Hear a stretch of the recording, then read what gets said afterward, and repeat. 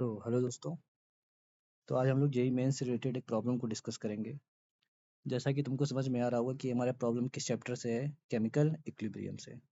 यहाँ पे अपन को एक रिएक्शन दी गई है और कंसंट्रेशन वर्सेस टाइम का ग्राफ दिया गया है। अपन से यहाँ से किसकी वैल्यू पूछी गई, एन की वैल्यू पूछी गई और इक्विलिब्रियम कांस्टेंट की। इस तरह के क्वेश्चन हमारे जेईई मेंस में काफ़ी बार पूछे गए। इस बार 2026 में भी जनवरी शिफ्ट में इस तरह का क्वेश्चन हमारा एक पूछा गया है।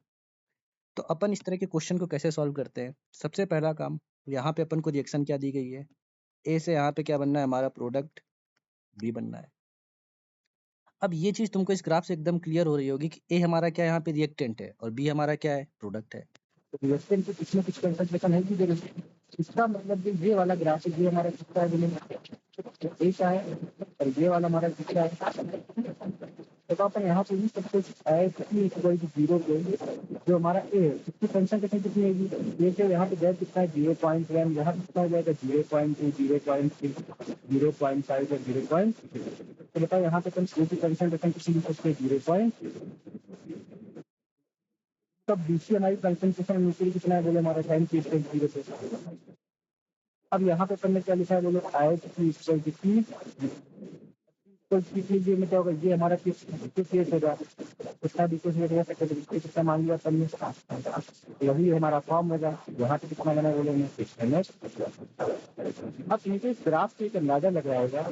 इसके बाद यहाँ पे हमारी वैल्यू कैसी हो गई, यहाँ पे कॉन्स्टेंट दी गई। इसका मतलब ये वाली कंसंट्रेशन हमारी कितनी दी गई,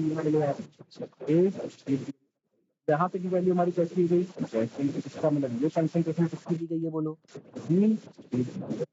तो बताओ यहाँ पे अपन ये लिख सकते हो कि कंसंट्रेशन ऑफ ए इक्विलिब्रियम, बोलो हमारा बेटा कितना हो जाएगा, ए इक्विलिब्रियम की कंसंट्रेशन हमारी किसके इक्वल हो जाएगी, बोलो यहाँ पे 0.3 मोलर।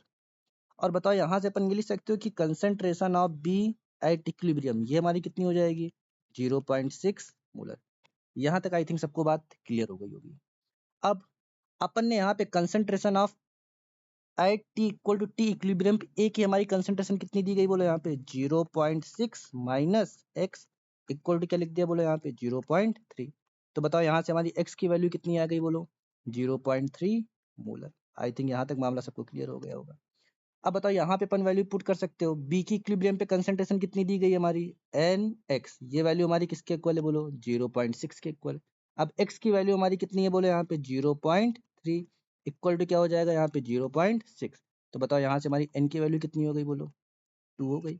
इसका मतलब जो हमारा पहला आंसर है वो हमारा कितना आ गया, बोलो यहाँ पे बेटो कितना आ गया, बोलो 2 आया कि नहीं आया।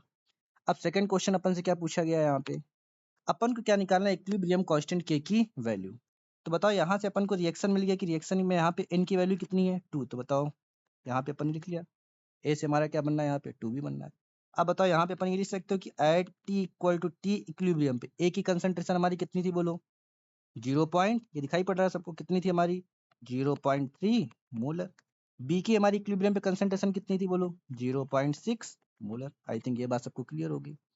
अब इतना क्लियर होने के बाद बताओ इसका इक्विलिब्रियम कांस्टेंट अपन कैसे लिखते थे, एक्टिव मास ऑफ बी की पावर उसका स्टोइचियोमेट्रिक कोफिशिएंट डिवाइड बाय क्या हो जाएगा, एक्टिव मास ऑफ ए की पावर उसका स्टोइचियोमेट्रिक कोफिशिएंट।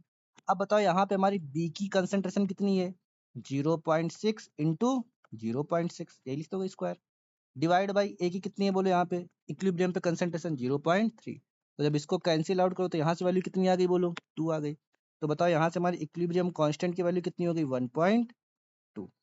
तो आई थिंक ये बात सबको क्लियर हो गई होगी कि एन की वैल्यू यहाँ पे हमारी कितनी है, बोलो 2 है, और इक्विलिब्रियम कांस्टेंट की वैल्यू कितनी आई, बोलो 1.2।